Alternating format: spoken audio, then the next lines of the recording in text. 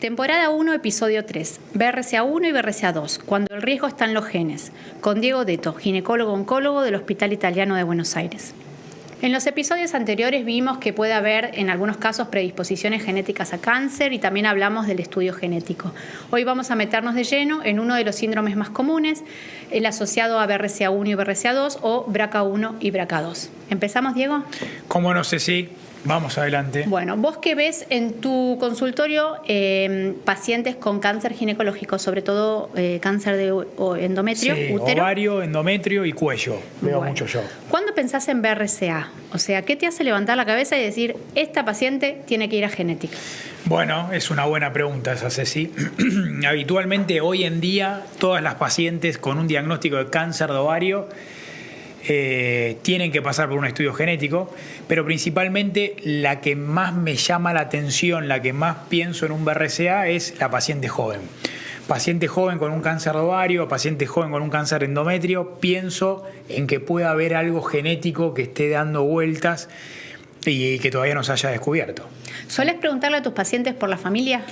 Bueno, sí, eso es una pregunta que está dentro de... Nosotros tenemos como un protocolo de evolución en cada consulta, y una de las consultas que ante todo tumor es hablar sobre la herencia, sobre los antecedentes familiares que tiene cada paciente, y en estas pacientes más jóvenes obviamente uno va más ahí objetivamente a buscar ese dato.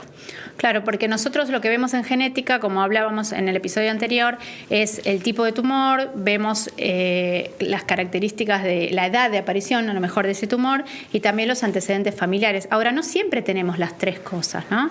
Entonces, está buenísimo saber que el ginecólogo, o en tu caso el ginecólogo-oncólogo, ya tenga la señal de alarma para algunas pautas de derivación. Sí, esto ya está muy estudiado. Yo creo que todos los ginecólogos o todos los médicos oncólogos que están familiarizados con este tipo de tumores ya saben y ya están alertas hasta ante estas señales en donde hay que empezar a profundizar el estudio de la parte genética de estas pacientes. Ahora, también es importante hablar del espectro de este síndrome. O sea, cuando hablamos de BRCA1 y BRCA2, hay casos que vas a ver vos, pero hay casos que van a ocurrir en hombres, ¿no? Es importante resaltar que si bien se llama el síndrome de cáncer de mama y ovario hereditario, hoy sabemos que, al igual que cualquier otro gen de predisposición, tiene un espectro. Espectro es órganos en los cuales yo sé que el riesgo va a ser mayor. Y eso tiene que ver con que ese mecanismo del que hablábamos de control tumoral es fundamental en ese órgano, ¿no? Y no en todo el cuerpo. Entonces siempre vamos a hablar de un grupo de órganos y acordate siempre de que es un porcentaje, no es que sí o sí va a ocurrir.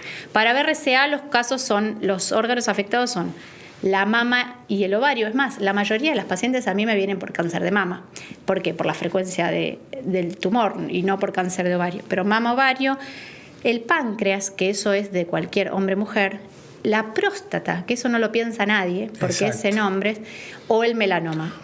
Bien, o sea que hay cánceres de próstata relacionado a BRCA. Claro, y eso es muy importante, primero, que muchas veces a la rama del padre no se le da bolilla, ¿no? Exacto. Uno se va a hacer una mamografía, una ecografía, y dice, bueno, antecedentes por rama materna, y de la tía paterna que tuvo cáncer a los 30 años nadie le preguntó. Exacto. ¿No? Eso por un lado. Y después, el seguimiento de hombres, por ejemplo, el urólogo, a lo mejor no relaciona lo que le está pasando a ese paciente con la posibilidad de hacer prevención en las hijas. Exacto. De ese paciente. Hoy el tumor de próstata, hace unos años, más recientemente, ¿no? De entrada, algunos tipos de tumor de próstata, como el que es el avanzado o el joven, o algún tipo de histología específica más agresiva, también es criterio de estudio, y todo puede ser causado por el mismo BRCA. Bien, o sea, objetivamente, ahora que estamos hablando de BRCA y me toca a mí esta parte de ovario, ¿qué porcentaje de pacientes tienen esta mutación? O sea, ¿qué porcentaje de pacientes con cáncer de ovario o con cáncer de mama, que serían estos genes que están más relacionados a la parte ginecológica, tienen este tipo de mutaciones? Te diría que más importante que eso, que es un porcentaje bajo, es el que tiene la alteración en BRCA. La alteración es una mutación, ya no decimos más mutación, la palabra correcta es variante patogénica, pero digámoslo fácil, mutación. El que tiene alto riesgo de desarrollar cáncer de estos órganos a lo largo de la vida. Para mama puede llegar al 70%, para ovario... O sea que una paciente con un BRCA mutado tiene hasta 70% de chance de tener un cáncer de mama a lo largo de su vida. Sí, y probablemente sea más joven de lo esperado y de lo recomendado por el screening de población general. Por lo cual, si yo no lo sé, me estoy perdiendo la oportunidad de diagnosticar un tumor en una paciente más jovencita de lo habitual. Y la detección temprana, que es el objetivo en el screening de mama, ¿no? La detección temprana y el tratamiento. Y para ovario, que es un tumor que vos sos especialista en esto, es rarísimo en la población general, ¿no? Exacto, es un tumor muy poco frecuente, muy agresivo, que hoy en día tenemos el beneficio de poder estudiar estos genes con plantear tratamientos que se diferencian de las pacientes que no tienen este gen mutado. No quiere decir que esté ni sea ni bueno ni malo, pero sí difiere de los tratamientos. Bueno, y en prevalencia en realidad es un tumor que ocurre en un 2% de la población general. Súper Ahora, bajo. en BRCA puede llegar al 50%.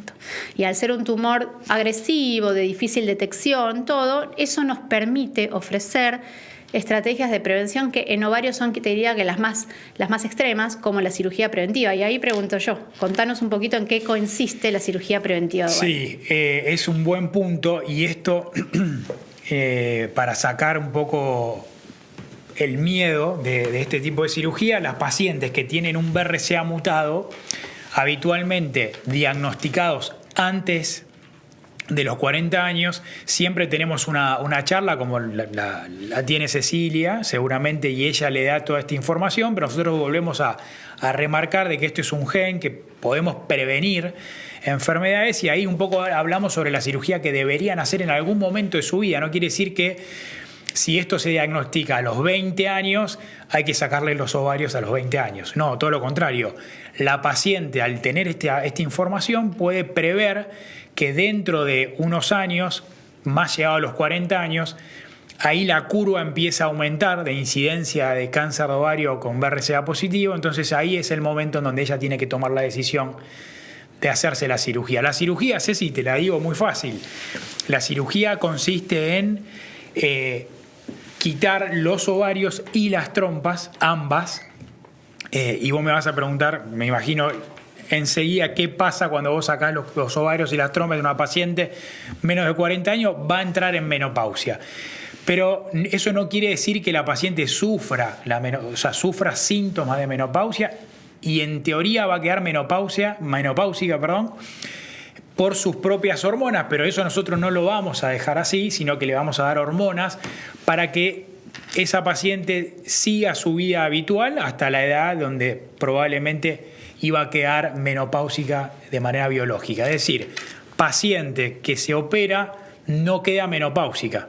O sea, te freno un poquito, sí, porque me estás tirando como mucha data. Dale. Primero, la prevención para el cáncer de ovario en BRCA es quirúrgica. Es quirúrgica. No hay otra. Hay prevenciones que, claro, eso, muy bien. Hay prevenciones que son quirúrgicas y prevenciones que no son quirúrgicas. Esta es quirúrgica. Después, ahora que yo me entere que soy portadora, no es que mañana me tengo que operar. No. Hay una edad de recomendación. Yo te agrego, esa edad de recomendación en general se anticipa 10 años al promedio de aparición del tumor, por lo cual tenemos tiempo. Exacto. Otra cosa, mujer que recibe esta noticia no es lo mismo si está menopáusica que no. Exacto. ¿No? Entonces, la mujer que no está menopáusica, hay que considerar, sí, lo hormonal. Hoy, como decís vos, se puede recibir terapia de reemplazo después de sacar esto. Hoy, tener un BRCA en una mujer que no tuvo cáncer, ser portadora de una variante en BRCA, no contraindica la terapia de reemplazo. Es decir, vos les podés quitar los ovarios, darle hormonas, darle terapia de reemplazo, sin aumentar el riesgo de que esa paciente haga un cáncer. Haga un cáncer, exactamente. Obviamente que después hay que ver cada caso y cuánto tiempo es necesario, pero bueno, al menos es evitar esa menopausia súbita, quirúrgica, que puede dar muchos síntomas, con un tratamiento. ¿Qué hacemos? Siempre las mandamos previamente a la sección de climaterio o que trata estos temas, articulamos que la cirugía sea que posterior a la cirugía ya arranquen con el tratamiento. Exacto. Y ahora te hago otro paréntesis. ¿Y la mujer joven?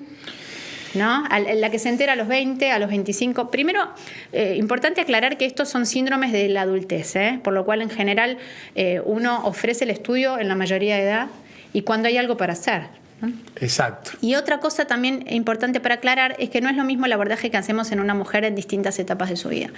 La mujer joven que tiene toda su vida reproductiva por delante, esto le sirve para planificar su familia. Incluso podemos acentuar un poco la utilidad de una criopreservación de ovocitos, ¿no? Porque sabemos que es una mujer que el BRCA se asocia, no está muy claro, pero a una disminución de la reserva ovárica, pero también es una mujer que a lo mejor tiene un quiste y por las dudas se lo sacan, ¿no? Porque tiene un poquito más de riesgo. Exactamente.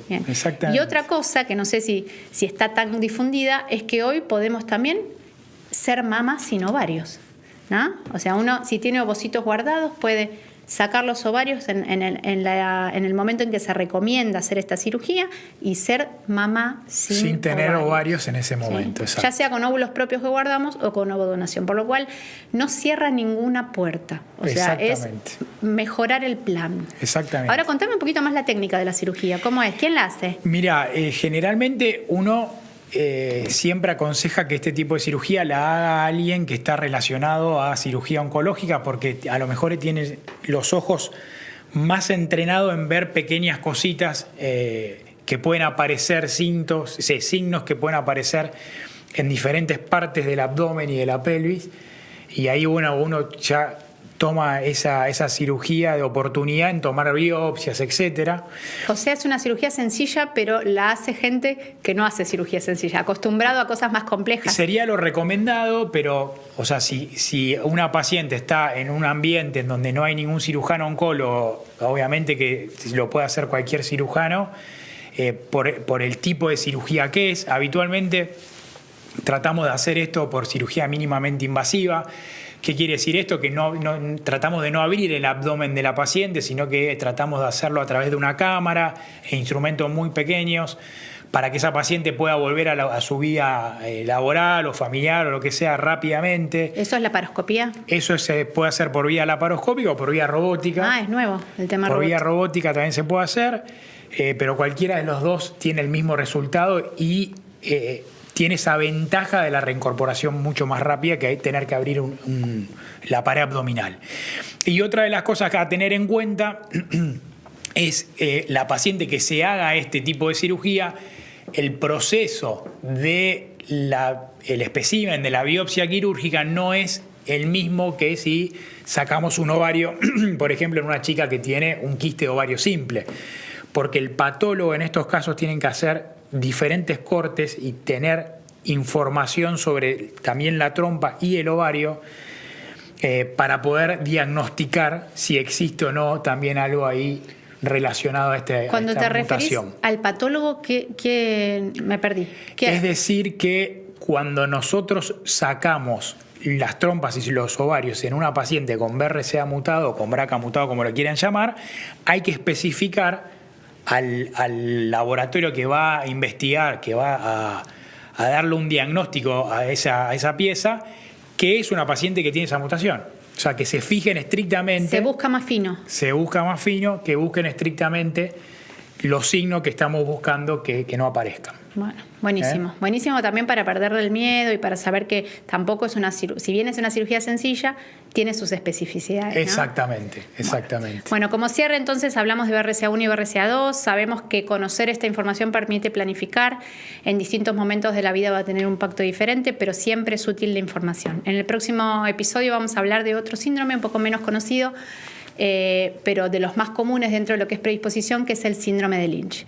Gracias, Diego, por acompañarme de vuelta. Gracias, Ceci, por invitarme. Bueno, esto es Origen, tu genética, tus decisiones.